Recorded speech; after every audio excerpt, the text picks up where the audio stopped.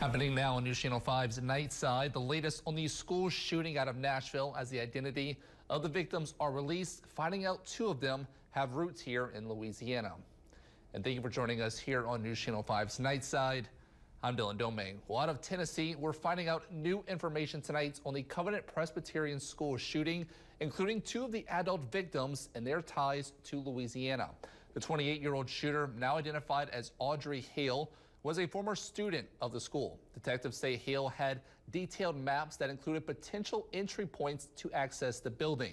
Police confirming all the entryways to the building were locked, but police believe that Hale gained access by shooting through one of the doors. Hale shot 6 people in the building, killing each person that she shot before she was shot and killed by police on the 2nd floor of the building. Of the 6 victims, 3 of them are children and the other are adults. And those 3 children killed were Evelyn Dykehouse, Haley Scruggs, and William Kinney. All were just 9 years old.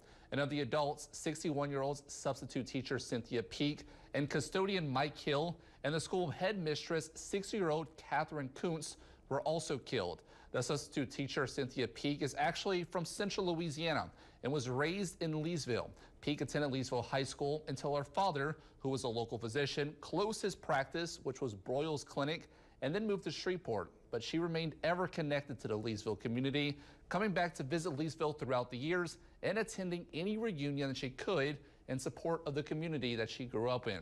Peak is survived by her husband, a daughter, and 2 sons. And the headmistress Kuntz was born and raised in Louisiana, hailing from Baton Rouge, where she attended University High Lab School before going to LSU in 1981 and then transferring to Vanderbilt in 1982. Our thoughts go out to everyone up there in Tennessee.